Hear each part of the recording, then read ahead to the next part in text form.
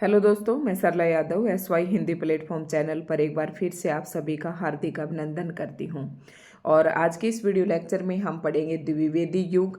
और द्विवेदी युग हम किसके लिए पढ़ा रहे हैं? TGT PGT एस्टेट के लिए। इसी के संदर्भ में आज हमारी क्लास नंबर 29 रहने वाली है। साथ ही आज की वीडियो महत्वपूर्ण रहने वाली है UGC नेट और HPSC assistant professor screening exam के लिए। तो आज की वीडियो बहुत ही महत्वपूर्ण है। द्विवेदी युग हमने इससे पहले वाली वीडियो में स्टार्ट कर दिया था। पार्ट 1 मैंने उसमें डाल दिया था।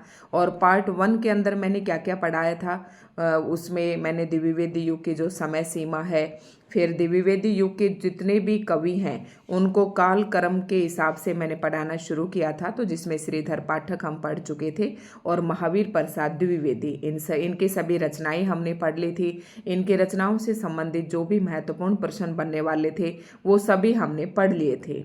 तो आज के इस वीडियो लेक्चर में इससे आगे के कवि पढ़ेंगे। लेकिन इससे पहले ये कहना चाहूँगी कि जो भी कैंडिडेट आज से हमारे साथ नए जुड़ रहे हैं इस वीडियो से, तो अगर ये इससे पहले वाली वीडियोस देखना चाहते हैं तो सबसे पहले आप हमारे यूट्यूब चैनल को सब्सक्राइब कीजिए। उसके बाद आप बेल आइकन पर प्रेस कीजिए, फिर आप प्लेलिस्ट चेक कीजिए चैनल पर जाकर, और TGT PGT एस्टेट 2024 के नाम से आपको प्लेलिस्ट मिल जाएगी।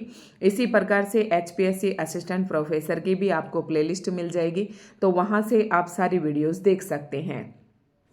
TGT PGT एस्टेट के लगातार मेरे पास कमेंट आ रहे थे कि मैम NCERT के आप एक अलग से प्लेलिस्ट बना दीजिए। तो मैंने TGT NCERT की एक अलग से प्लेलिस्ट बना दी है। जैसे ही मुझे समय मिलेगा मैं हिंदी व्याकरण की भी एक अलग से प्लेलिस्ट बना दूंगी। लेकिन मैं तो ये कहूँगी कि आप सिलेबस को अपने सामने रखें, उस टॉपिक को ढूंढें कि जो टॉपिक आपको पढ़ना है उसे सिलेबस में से सर्च कीजिए कि आज मैंने ये टॉपिक कर लिया, आज मैंने ये कर लिया। जो टॉपिक आपको पढ़ना है वो आप सर्च कीजिए और पढ़ना शुरू कर दें। बाकी मैंने सभी की प्लेलिस्ट बना रखी है, एक बार आप प्लेलिस्ट जरूर चेक करें।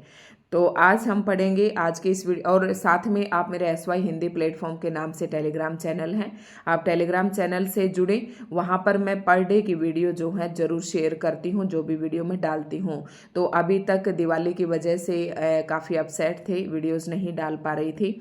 लेकिन अब धीरे धीरे कल परसों से मैं बना रही हूँ, अपना जो कंटिन्यू शेड्यूल था मेरा उसी शेड्यूल पर हम आ जाएंगे। आज या कल से मेरी भरपूर कोशिश रहेगी कि जो वीडियो आपको कंटिन्यू मिलती थी वही आपको मिलती रहें। उम्मीद तो मुझे इससे भी ज़्यादा है, ताकि हिंदी व्याकरण का भी हम कुछ अलग से करवा सकें। तो श्रीधर पाठक हमने पढ़ लिया था। उसके बाद श्रीधर पाठक का मैंने एक एक बातें बहुत अच्छे से समझाई थी। तो आप वहाँ जाएं और प्लेलिस्ट में आपको जो मैं क्लास नंबर, जैसे आज हमारी क्लास नंबर 29 रहने वाली है, तो इसके अलावा भी मैंने कुछ वीडियोस डाली हैं प्लेलिस्ट के अंदर, तो वो भी आपके सिलेबस के अनुसार हैं। आप उन्हें इग्नोर ना करें, उन्हें जरूर पढ़ें। और भक्ति काल की बात करूँ तो आदिकाल के MCQs कर चुके हम, भक्ति काल के MCQs कर चुके, और कल मैंने रीतिकाल के MCQs डाल दिए थे, और एक नेक्स्ट वीडियो मैं रीतिकाल के ऊपर ही MCQs की एक और डाल दूंगी। ठीक है। साथ ही अगर आप जैसे कि हम आधुनिक काल कर रहे हैं, आधुनिक काल का पद्य खंड मैंने पढ़ाना शुरू कर रखा है। आदिकाल, भक्तिकाल और रीतिकाल हमारा संपूर्ण हो चुका है। तो पद्य मैं पढ़ा रही हूँ। पद्य के अलावा अगर आप गद्य पढ़ना चाहते हैं तो उसके लिए मैंने कहानी, उपन्यास, नाटक, निबंध, संस्मरण, रिपोर्टाज, यात्रा वर्णन, ये सब मैंने अपने टेलीग्राम इस पे यूट्यूब चैनल पर करवा रखे हैं। तो साथ ही साथ आप ये ना इंतजार करें कि मैम की क्लास आएगी तभी हम पढ़ेंगे, तो आप गद्य को स्टार्ट कीजिए। जैसे कि 2-3 दिन में आपके उपन्यास खत्म हो जाएंगे, 2-3 दिन में आपकी कहानी खत्म हो जाएंगी, तो आप उन्हें शुरू कर दें। ठीक है। और जो यात्रा वृत्तांत, संस्मरण, रिपोर्टाज, ये सब एक एक दिन के टॉपिक हैं। तो आप फटाफट चैनल से अपने वीडियो उठाएं और उनके अपने नोट्स बनाएं और पढ़ना शुरू कर दें। तो महावीर प्रसाद द्विवेदी जी के बारे में भी मैं पूरा पढ़ा चुकी थी। क्रम से अगर हम बात करें द्विवेदी युग के अंतर्गत, तो सबसे पहला कवि आता है श्रीधर पाठक। श्रीधर पाठक से प्रश्न जरूर पूछा जाता है। उसके बाद क्रम से दूसरे कवि की बात करें तो महावीर प्रसाद द्विवेदी आते हैं, और महावीर प्रसाद द्विवेदी जी के बाद तीसरा नाम आता है यहाँ पर हरियोध का। तो हरियोध का था, हरियोध का पूरा नाम था अयोध्या सिंह उपाध्याय हरियोध। तो ये इनका पूरा नाम है। तो हरियोध का हम शुरुआत करते हैं, हरियोध जी की कुछ रचनाएं, और क्रम मैंने आपको बता दिया है। अयोध्या सिंह उपाध्याय हरियोध, ये इनका पूरा नाम है। इनका जन्म 1865 में हुआ, मृत्यु 1947 में। तो ये ज़्यादा चीज़ें आपको याद रखने की जरूरत नहीं है, लेकिन फिर भी आप एक बार कर लें। जो अयोध्या सिंह उपाध्याय हरियोध जी है, उनको डॉक्टर गणपति चंद्र गुप्त ने आधुनिक काल का सूरदास कहा है। अब DSSB KVS DSSB में तो ऐसे प्रश्न सीधे तौर पर पूछे जाते हैं कि डॉक्टर गणपति चंद्र गुप्त ने आधुनिक काल का सूरदास किसे कहा है। तो आधुनिक काल का सूरदास, ध्यान रखना, सूरदास जो वास्तव में थे वो भक्ति काल के थे, लेकिन आधुनिक काल का सूरदास अयोध्या सिंह उपाध्याय को कहा है। किसने कहा है? डॉक्टर गणपति चंद्र गुप्त ने। हरियोध ने 3 प्रबंध काव्य लिखे, तीनों मोस्ट इम्पोर्टेंट हैं। इनका प्रकाशन वर्ष भी आप थोड़ा सा ध्यान में रखें, कई बार परीक्षा में पूछ लिया जाता है। तो 3 प्रबंध। अब इनके रचनाओं के बारे में अगर आपसे पूछ ले कि हरियोध जी का प्रिय प्रवास किस प्रकार की विधा है, तो एक प्रबंध काव्य है। प्रबंध काव्य, महाकाव्य और खंड काव्य इसी के अंतर्गत आ जाते हैं, ठीक है। तो प्रिय प्रवास क्या है? प्रिय प्रवास एक प्रबंध काव्य है। वर्ष 1914 में इसका प्रकाशन हुआ और इसके अंतर्गत 17 सर्ग हैं। इन तीनों सर्गों को आप घोट कर पी लें, बिल्कुल याद कर ले, HPSC तक के एग्जाम में ये बातें पूछी जाती हैं। तो प्रिय प्रवास, इसके सर्ग कितने हैं? 17 सर्ग, 17। और कब इसका प्रकाशन हुआ? 1914 में। कृष्ण के बचपन से लेकर मथुरा प्रस्थान तक का वर्णन है इसमें। प्रिय प्रवास में कृष्ण जी के बचपन से लेकर मथुरा प्रस्थान तक का वर्णन किया गया है। दूसरी महत्वपूर्ण रचना, ये सीधे तौर पर पूछ ली जाती है कि पारिजात किसकी रचना है। तो पारिजात हरियोध जी का एक प्रबंध काव्य है, जिसका प्रकाशन वर्ष 1937 है। और इसमें सर्ग कितने हैं? 15। पारिजात 15, याद रखना, पारिजात 15, सर्ग प्रिय प्रवास 17, ठीक है। वैदेही वनवास में कितने सर्ग हैं? 18। तो वैदेही को जो वनवास मिला था वो तो 14 साल का ही मिला था, लेकिन उसमें 4 साल और ऐड कर ले, तो वैदेही को आप वनवास 14 न मानकर कितना मान ले? 18। तो आपको याद हो जाएंगे कि इसमें 18 सर्ग हैं और इसका प्रकाशन जो है 1941 में हुआ था। अब जो पारिजात है, परिजात नहीं है, ये पारिजात है, और ये शुद्धिकरण में भी पूछा जाता है स्टेट में। पारिजात शुद्ध शब्दों को शुद्धिकरण के शब्दों की शुद्धता के दृष्टिकोण से कौन सा शब्द शुद्ध है? तो पारिजात। कई जगह पर ऑप्शन में आपको परिजात मिल जाएगा, तो ये पारिजात है। पारिजात आध्यात्मिक एवं धार्मिक विषयों का वर्णन है इसमें। वैदेही वनवास में तो आप सभी को पता ही होगा, इसमें राम के द्वारा सीता के निर्वासन की कथा है। अब देखो ना, आपको जो भी कैंडिडेट मेरे साथ जुड़ रहे हैं उन्हें कंटिन्यू मेरे साथ जुड़ना होगा, क्योंकि बड़ी वीडियो मुझसे रिकॉर्ड नहीं होती है और थोड़ा अच्छा मेरा मन नहीं करता है। अब मैं छोटी छोटी वीडियो डालूंगी, पार्ट में डालूंगी। छोटी वीडियो तो जैसे घर में जब भी समय मिलता है मैं 10-20 मिनट में रिकॉर्ड कर लेती हूँ। तो वैदेही वनवास, वैदेही सीता का पर्यायवाची है, ये भी ध्यान रखना है। इसमें राम के द्वारा सीता के निर्वासन की कथा है। वैदेही वनवास, इसमें राम के निर्वासन की नहीं है। राम जब कहते हैं कि सीता कि जब वो कहते हैं तो उनका जो धोबी होता है या कुछ भी, जो ये कहते हैं कि सीता की बिना अग्नि परीक्षा लिए उन्हें महल में प्रवेश करवा दिया, तब राम के द्वारा जो निर्वासन होता है उसकी कथा है। प्रिय प्रवास को खड़ी बोली हिंदी का प्रथम महाकाव्य माना जाता है। वेरी मोस्ट इम्पोर्टेंट, प्रथम महाकाव्य आपको ध्यान रखना है। प्रिय प्रवास को खड़ी बोली हिंदी का, ध्यान से याद रखना, प्रथम महाकाव्य माना जाता है। प्रिय प्रवास का सर्वप्रथम नाम ब्रजांगना विलाप था। ये भी मोस्ट इम्पोर्टेंट प्रश्न है कि प्रिय प्रवास जो है रचना है या प्रबंध काव्य जो है हरियोध जी का, वो सर्वप्रथम किस नाम से मतलब प्रकाशित हुआ था? तो ब्रजांगना विलाप था। सर्वप्रथम जो इसका नाम रखा था वो ब्रजांगना विलाप था, ब्रज की वो विलाप, ठीक है। ये संपूर्ण काव्य संस्कृत के वर्ण व्रतों पर आधारित है। हरियोध जी की कुछ प्रमुख और रचनाएं हम देख लेते हैं और ये काफ़ी इम्पोर्टेंट भी हैं, पूछे भी जाते हैं। जैसे रस कलश इनका बहुत ही महत्वपूर्ण है। शुरू से देखते हैं तो ऐसे नहीं कि जो मन में आए वही आपको याद करना है, इनकी इम्पोर्टेंट हैं। जैसे कि कृष्ण शतक, एक बार तो सारी पढ़ लेते हैं। रसिक रहस्य, प्रेमाम्बुबा रिधि और प्रेम प्रपंच, प्रेमाम्बु प्रश्रवण, प्रेमाम्बु प्रभा।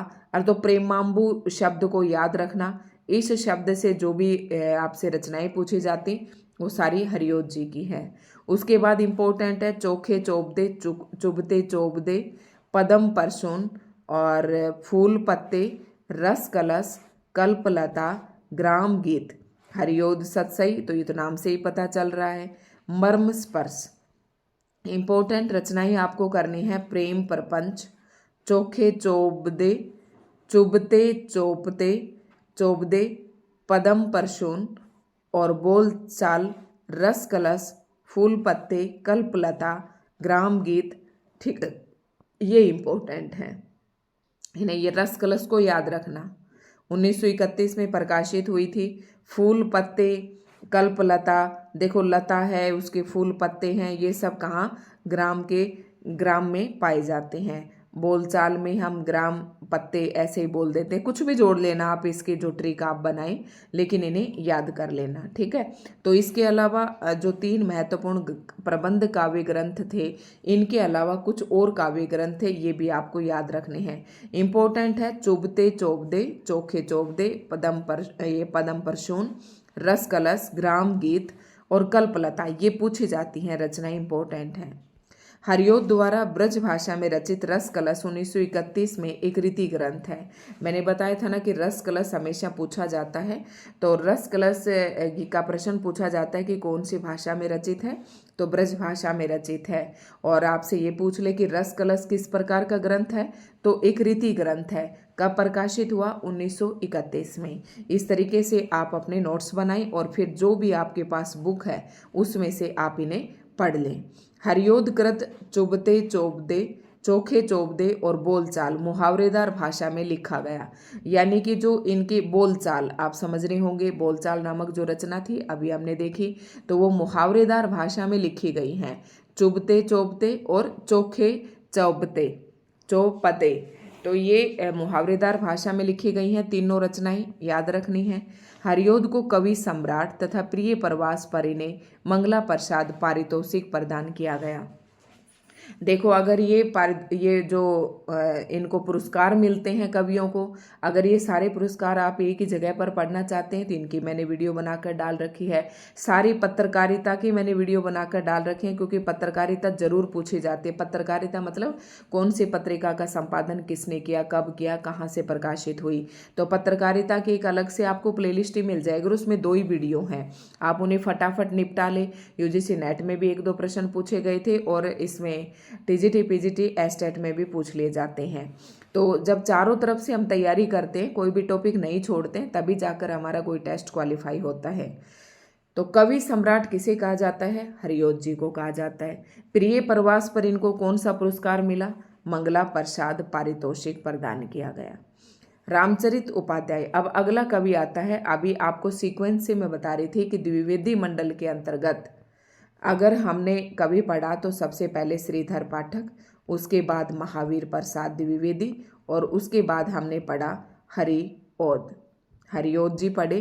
तो ये आपको ध्यान रखना, हरिओद। और उसके बाद चौथा नाम आता है रामचरित उपाध्याय। इनकी रचनाएं भी महत्वपूर्ण हैं लेकिन बहुत ज़्यादा नहीं हैं, तो जल्दी से देख लेते हैं। रामचरित उपाध्याय, इनका जन्म 1872 में, मृत्यु 1938 ईस्वी में। द्विवेदी युग के प्रमुख सूक्तिकार के रूप में प्रसिद्ध है।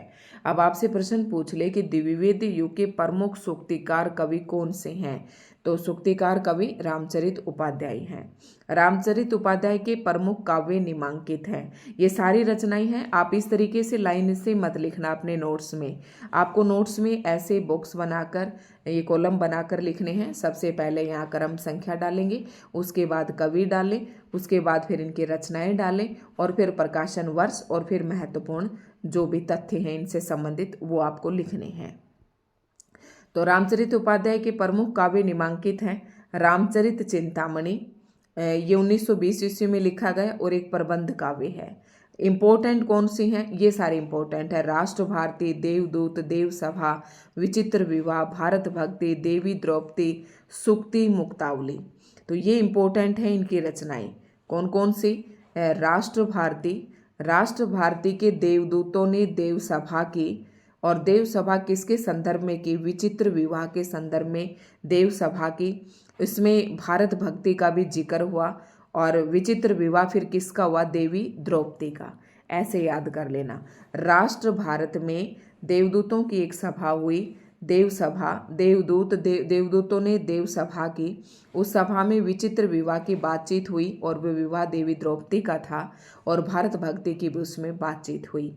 और ठीक है, इस तरीके से इस ट्रिक से आप इसे याद कर सकते हैं। अगला कवि आता है नंबर 4 पर, मैथिली शरण गुप्त। तो मैथिली शरण गुप्त को आधुनिक युग का तुलसी स्वीकार किया जाता है। आधुनिक राष्ट्र कवि मैथिली शरण गुप्त, इनको राष्ट्र कवि की भी उपाधि दी गई है। तो राष्ट्र कवि मैथिली शरण गुप्त को आधुनिक युग का क्या कहा जाता है? तुलसी कहा जाता है। अभी मैंने पूछा था कि आधुनिक युग का सूरदास किसे कहा जाता है? तो ये हरियोध जी को कहा जाता है। और किसने कहा हरियोध को आधुनिक युग का सूरदास? वो डॉक्टर गणपति चंद्र गुप्त ने कहा। और मैथिली शरण गुप्त को आधुनिक युग का तुलसी स्वीकार किया जाता है। मैथिली शरण गुप्त को, मैथिली शरण गुप्त की रचनाएं मोस्ट इंपॉर्टेंट है, सारी रट लेना, घोट के पी लेना, बिल्कुल ठीक है। कहते हैं ना कि रट्टे मत मारो, लेकिन हिंदी एक ऐसा विषय है, इसमें रचनाएं तो आपको याद रखनी पड़ेंगी। तो मैथिली शरण गुप्त का संक्षिप्त जीवन व्रत निम्नांकित है। जन्म स्थान चिरगांव झांसी, और पिता का नाम रामशरण दास, गुरु का नाम महावीर प्रसाद द्विवेदी। वो एक जगह पढ़ा था ना, मैं मिला न होता महावीर का प्रसाद, तो ये लिखा हुआ है। तो ये गुरु था महावीर प्रसाद द्विवेदी, और इन्हीं के कहने पर इन्होंने साकेत लिखा था। प्रथम कविता हेमंत है, जो 1905 में प्रकाशित हुई, और प्रथम काव्य संग्रह है रंग में भंग, जो 1909 में प्रकाशित हुआ था। ध्यान रखना, काव्य संग्रह के अंतर्गत एक से अधिक कविताएं शामिल होती हैं, और एक अकेली कविता पूछे कि इनकी प्रथम कविता कौन सी थी, तो वो हेमंत थी, 1905 में प्रकाशित हुई। और पहला काव्य संग्रह पूछे तो रंग में भंग। ठीक है, अब इनके रचनाएं देखो, जैसे मैंने अभी आपको बताया था उसी प्रकार से आपको सीक्वेंस में लिखनी है। पहले इन्हें कॉलम बनाकर, सबसे पहले रचना है रंग में भंग, जयद्रथ वध। इसकी एक ट्रिक भी बन जाएगी। रंग में भंग किया किसने? जयद्रथ ने। जयद्रथ एक अच्छा इंसान नहीं था, अगर आपने महाभारत देखी हो तो सारे रंग में भंग डाला किसने? जयद्रथ ने। फिर किसान, ठीक है, किसान, रंग में भंग डाला जयद्रथ ने किसान के। विकट भट्ट, गुरुकुल और साकेत, भारत भारती, झंकार, यशोधरा, द्वापर, जय भारत, विष्णुप्रिया, सिद्धराज, हिंदू, वैतालिक, पंचवटी। अब आप हिंदू ना भी याद करें तो भी चल जाएगा। उसके बाद है जैसे कि बस इसमें सिद्धराज को आप छोड़ सकते हैं, बाकी इम्पोर्टेंट है। कैसे याद करेंगे? रंग में भंग, जयद्रथ वध। किसान भी मैंने याद नहीं की थी और आज तक कहीं पूछी भी नहीं गई। रंग में भंग, जयद्रथ वध, और फिर विकट भट्ट, ये थोड़ा कर लेना, इस तरीके की अटपटी रचनाएं कई बार पूछ ली जाती हैं। विकट भट्ट, गुरुकुल। उसके बाद है साकेत। साकेत भारत में है। साकेत कहाँ पर है? भारत में है। और साकेत में झंकार मचती है। झंकार कौन मचाती है? यशोधरा मचाती है। और यशोधरा का अवतार हुआ द्वापर में, और फिर उसने द्वापर में आकर भारत की जय जयकार करवाई। जय जयकार किसने की? विष्णु प्रिया ने। इस तरीके से, और पंचवटी। इस तरीके से आप रचनाएं एक दो बीच में वैसे भी याद कर ले। ट्रिक से कौन कौन सी याद करनी है? रंग में भंग, जयद्रथ वध, साकेत, भारत भारती, और यशोधरा, द्वापर, जय भारत, विष्णुप्रिया और पंचवटी। इन रचनाओं को आपको बिल्कुल सीक्वेंस से करना है। झंकार भी पूछी जाती है इनके, ठीक है। तो मैंने तो बिल्कुल अच्छे से रट रखी थी। ट्रिक ना, जरूरी नहीं हर चीज़ के लिए ट्रिक बने। 2-4 बार आप किसी एक कवि की रचनाएं पढ़ें, उसके बाद उन रचनाओं को एक बार लिख कर देख लें, तो आपको अपने आप सीक्वेंस से याद हो जाएंगे। जब आप अपनी कॉपी में नोट्स बनाएं तो भी इन्हें सीक्वेंस से उतारना, तो बिल्कुल याद हो जाती हैं, ठीक है। तो विष्णुप्रिया काफ़ी इंपॉर्टेंट है, 1957 में प्रकाशन है। यशोधरा का प्रकाशन वर्ष याद रखना चाहिए, इंपॉर्टेंट है, 1932 में। साकेत 1931 में, ये भी इम्पोर्टेंट है। तो ये मैथिली शरण गुप्त की कुछ प्रमुख काव्य ग्रंथ हैं। और हिंदी साहित्य में रामचरितमानस के बाद राम काव्य का दूसरा स्तंभ मैथिली शरण गुप्त कृत साकेत है। जैसे कि राम काव्य में राम की भक्ति का वर्णन मिलता है, राम के आदर्श प्रस्तुत किए गए हैं, तो वो किस में है? जैसे कि भक्ति काल के अंदर जो स्थान रामचरितमानस का है, वही आधुनिक काल के अंतर्गत राम भक्ति में मैथिली शरण कृत साकेत का है। ध्यान रखना है, साकेत में भी उर्मिला के विरह का वर्णन है, क्योंकि महावीर प्रसाद द्विवेदी जी के कहने पर इन्होंने, अभी आ जाएगा पॉइंट आगे, उसी में बता देती हूँ। मैथिली शरण गुप्त को साकेत रचना की मूल प्रेरणा कहाँ से मिली थी? सन 1908 ईस्वी में सरस्वती पत्रिका में महावीर प्रसाद द्विवेदी के एक लेख कवियों की उर्मिला विषयक उदासीनता। मतलब महावीर प्रसाद द्विवेदी जी ने सरस्वती पत्रिका में एक लेख छापा था और उस लेख का नाम था कवियों की उर्मिला विषयक उदासीनता। आप ये बताइए कि पूरा भक्तिकाल जो है, भक्तिकाल का जो राम काव्य है वो राम की भक्ति से भरा पड़ा है, लेकिन उसमें कहीं पर भी उर्मिला का जिक्र नहीं है, क्योंकि जब वनवास गए, राम गए, सीता गए, लक्ष्मण गए, पीछे से सबने विलाप किया, सभी का जिक्र है। लेकिन जैसे लक्ष्मण चले जाते हैं वनवास, तो लक्ष्मण की पत्नी का नाम था उर्मिला, तो उर्मिला ने भी 14 वर्ष का वनवास घर में रहकर काटा था, तो इसकी तरफ किसी का ध्यान नहीं गया था कवियों का। तो ये लेख का नाम था कवियों की उर्मिला विषयक उदासीनता, मतलब किसी का इधर ध्यान नहीं गया था। तो इसकी ओर ध्यान आकर्षित करने के लिए महावीर प्रसाद द्विवेदी जी सरस्वती पत्रिका में एक लेख छापते हैं, ठीक है, और उस लेख से प्रेरणा मिलती है मैथिली शरण गुप्त को, और फिर ये रचना लिखते हैं साकेत की। कब साकेत की रचना? 1931 में। तब ये लेख महावीर प्रसाद द्विवेदी ने अपने छद्म नाम भुजंग भूषण भट्टाचार्य नाम से प्रकाशित कराया। मतलब आपसे ये पूछ ले कि ये जो लेख था, ये लेख महावीर प्रसाद द्विवेदी के लेख कवियों की उर्मिला विषयक उदासीनता, यह लेख महावीर प्रसाद द्विवेदी जी का एक छद्म नाम था। को क्या नाम था? छद्म नाम भुजंग भूषण भट्टाचार्य। ये प्रश्न आपसे पूछ ले कि ये किसका छद्म नेम था, तो ये महावीर प्रसाद द्विवेदी जी का था, और इस नाम से इन्होंने ये लेख प्रकाशित करवाया था। साकेत शब्द मूलतः पाली भाषा का शब्द है। अब आपने पढ़ी होंगी संस्कृत, फिर उसके बाद पाली, फिर प्राकृत, फिर अपभ्रंश, और फिर आती है हिंदी, ठीक है। तो ये किसका शब्द है? मूलतः पाली भाषा का शब्द है साकेत। जब आप कभी मेट्रो में बैठे होंगे, दिल्ली गए होंगे, तो साकेत स्टेशन का नाम भी है, जिसका अर्थ अयोध्या है। इसमें 12 सर्ग हैं। डॉक्टर नगेंद्र ने जनवादी काव्य कहा है। इन दो ही पंक्तियों में काफ़ी महत्वपूर्ण प्रश्न यहाँ पर बन रही हैं कि साकेत की एक तो रचना कब हुई? 1931 में। इसमें किसका वर्णन है? उर्मिला के विरह का वर्णन है। ये साकेत शब्द पाली भाषा का शब्द है। साकेत का अर्थ क्या है? अयोध्या है। साकेत में कितने सर्ग हैं? 12 सर्ग हैं। साकेत को जनवादी काव्य किसने कहा? डॉक्टर नगेंद्र ने कहा। और लोग इसी प्रकार से आपके छोटे छोटे नोट्स बनाकर और आप लोगों को बेच रहे हैं। तो आप जितनी मर्जी चाहे यहाँ से नोट्स बना सकते हैं, और जब आप खुद नोट्स बनाएंगे तो इन प्रश्नों को कभी भूलेंगे नहीं। आचार्य रामचंद्र शुक्ल ने गुप्त जी को सामंजस्यवादी कवि कहा है। सामंजस्य होता है सभी में समन्वय बैठाने वाला, समन्वय बैठाने वाला मतलब सामंजस्य, मेल झोल करके चलने वाला कवि। तो रामचंद्र शुक्ल जी ने मैथिली शरण गुप्त जी को सामंजस्यवादी कहा है, डॉक्टर नगेंद्र ने जनवादी कवि कहा है, और किसी ने इसको आधुनिक काल का तुलसीदास भी कहा है। मैथिली शरण गुप्त को भारत भारती रचना की मूल प्रेरणा मुसद्दसे हाली तथा व्रजमोहन दत्तात्रेय कैफीकृत भारत दर्पण पुस्तक से प्राप्त हुई। मतलब आपसे ये पूछ ले कि मैथिली शरण गुप्त को, ये तो अभी तक हम साकेत की बात कर रहे थे, कि साकेत नामक रचना की जो मूल प्रेरणा है वो कहाँ से मिली थी?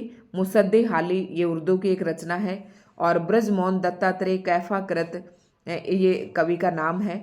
इसका एक रचना है भारत दर्पण। इस पुस्तक के इससे प्रेरणा लेकर इन दोनों से और मैथिली शरण गुप्त ने रचना की भारत भारती की। मैथिली शरण गुप्त ने स्वयं को कौटुंबिक कवि मात्र कहा है, वह भी इम्पोर्टेंट है। जब आप नोट्स परचेज करेंगे कहीं से भी तो आपको ये प्रश्न ऐसे ही लिखे हुए मिलेंगे, और जब आप ऐसे डिटेल से, जैसे मैं पढ़ा रही हूँ, डिटेल से पढ़ते आते हैं तो सारी बातें आपको समझ में आ जाती हैं।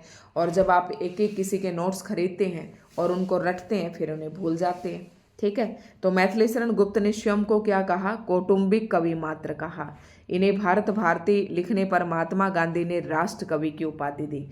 अभी मैंने कहा ना कि मैथिली शरण गुप्त को राष्ट्र कवि कहा जाता है, और मैथिली शरण गुप्त को राष्ट्र कवि की उपाधि किसने दी? महात्मा गांधी ने दी। इनकी कौन सी रचना पर दी? भारत भारती पर दी। भारत भारती रचना की प्रेरणा मैथिली शरण गुप्त को कहाँ से मिली? मुसद्देहाली और भारत दर्पण नामक पुस्तक से मिली।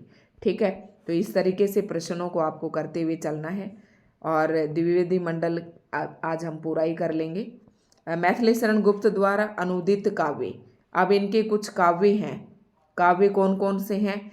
प्लासी का युद्ध, ये अनुवाद किए हुए हैं, ध्यान रखना, वो उनकी मौलिक रचनाएं थी। अभी जो मरंग में भंग, जयद्रथ वध, किसान, गुरुकुल, साकेत, यशोधरा, द्वापर ये करवा रही थी, ये इनकी मूल रचनाएं थी। और मैथिली शरण गुप्त ने कुछ एक रचनाओं का अनुवाद भी किया। तो अनुदित काव्य कौन कौन से हैं? प्लासी का युद्ध, मेघनाथ वध और वृत्त संहार। मैथिली शरण गुप्त ने बांग्ला कवि माइकेल मधुसूदन दत्त की रचनाओं का मधुप उपनाम से अनुवाद किया। ये इंपॉर्टेंट पॉइंट है, ध्यान रखना कि जो मैथिली शरण गुप्त जी थे, इन्होंने बांग्ला के एक कवि हैं माइकेल मधुसूदन दत्त की रचनाओं का किस नाम से इन्होंने, मतलब ये समझे कि मैथिली शरण गुप्त ने माइकेल मधुसूदन दत्त की रचनाओं का हिंदी में अनुवाद किया, किस नाम से? मधुप नाम से। ठीक है, गुप्त जी ने मार्क्स की पुत्री जैनी पर जैनी नामक काव्य लिखा। मतलब कार्ल मार्क्स थे ना, जिनका नाम आपने सुना होगा, तो मार्क्स की पुत्री का नाम था जैनी, और जैनी के नाम पर इन्होंने इस तरीके से अपनी रचना का नाम दिया, एक रचना लिखी, एक काव्य लिखा, जैनी। ठीक है, तो गुप्त जी को द्विवेदी काल में हरिगीति का छंद का बादशाह माना जाता है। यानी कि द्विवेदी गुप्त जी को द्विवेदी युग का हरिगीति का छंद का बादशाह माना जाता है। मतलब हरिगीति का छंद पर इन्होंने ज़्यादा अच्छे जानकार थे, रचनाएं लिखी, तो हरिगीति का छंद का बादशाह किसे जाना जाता है? मैथिली शरण गुप्त जी को। जैनी नाम से इन्होंने काव्य जो लिखा वो किसकी पुत्री थी? तो मार्क्स की पुत्री जैनी पर इन्होंने जैनी नामक काव्य लिखा। और बांग्ला के कवि माइकल मधुसूदन की रचनाओं का किस उपनाम से अनुवाद किया? मधुप उपनाम से। देखो, इसके अलावा द्विवेदी मंडल के कुछ और अन्य कवि हैं, तो इन्हें आप थोड़ा थोड़ा पढ़ते चले जाएं। गिरधर शर्मा, ये कोई खास नहीं है। लोचन प्रसाद पांडे आपको कर लेना है, इनकी एक आधी रचनाएं अगर आप देखें तो देख लेना। गिरधर शर्मा ने गोल्ड स्मिथ कृत, ये गिरधर शर्मा है, गिरधर शर्मा नवरत्न, इन्होंने क्या किया? गोल्ड स्मिथ कृत हर्मिट का संस्कृत श्लोकों में अनुवाद किया। और सन 1928 ईस्वी में गिरधर शर्मा ने माघ के शिशुपाल वध के 2 सर्गों का हिंदी माघ नाम से अनुवाद किया। बस जस्ट अपने नॉलेज के लिए इन्हें पढ़ लें। लोचन प्रसाद पांडे ने क्या किया? ये तो बस गिरधर शर्मा के से 2 ही पॉइंट रिलेटेड थे, और इनकी रचनाएं एक बार देख ही लेते हैं। फिर इनका जन्म ये था, रचनाएं थी मातृ वंदना मौलिक कृति, ये एक ही रचना है इनकी, मातृ वंदना, और ये इनकी मौलिक रचना थी। लोचन प्रसाद पांडे की प्रवासी, मेवाड़ गाथा, महानदी, पुष्पांजलि, मृगी, दुख मोचन, ये लोचन प्रसाद पांडे के। लेकिन इससे इम्पोर्टेंट और बहुत से कवि हैं इसमें, तो थोड़ा बहुत इन्हें आप पढ़ लेना। ठीक है, और लोचन प्रसाद, ये नोट्स आप अपने कंप्लीट करना है। आज तक वैसे यहाँ से ना कभी प्रश्न पूछा नहीं गया है, इसलिए आप इसे पढ़ लेना। अब द्विवेदी मंडल के बाहर के कुछ कवि पढ़ लेते हैं। ये तो थे द्विवेदी मंडल के कवि। अब आप ये मत समझना कि ये जो कवि हैं ये द्विवेदी मंडल में नहीं है, द्विवेदी युग पढ़ रहे हैं हम, द्विवेदी युग में ये सारे कवि आ जाते हैं। तो द्विवेदी मंडल के बाहर के कवियों का विवरण ये हम बिल्कुल अच्छे से पढ़ेंगे। यहाँ से प्रश्न भी पूछे जाते हैं, तो इन्हें हम ढंग से पढ़ेंगे, और एक अलग से वीडियो आपको देखने को मिलेगी। ये सभी रचनाएं भी आपको करनी है। ठीक है, काफ़ी है इसमें इम्पोर्टेंट देखो। तो एक दो वीडियो मैं और बना दूंगी यहाँ से, क्योंकि काफ़ी इम्पोर्टेंट है ये कवि एवं उनके काव्य। बस इतना ही है, तो एक और वीडियो मैं आपको बना दूंगी। और आज की इस वीडियो को हम यहीं पर समाप्त करते हैं और उम्मीद करती हूँ कि वीडियो आपको अच्छी लगी होगी। द्विवेदी युग के बाद आ जाएगा छायावादी, और छायावाद को मैं कोशिश करूँगी एक दो वीडियो में, तो जल्दी जल्दी करवा देंगे अब बाकी आपका। ठीक है, तो दोस्तों आज की वीडियो आपको कैसे लगी कमेंट करके ज़रूर बताएं।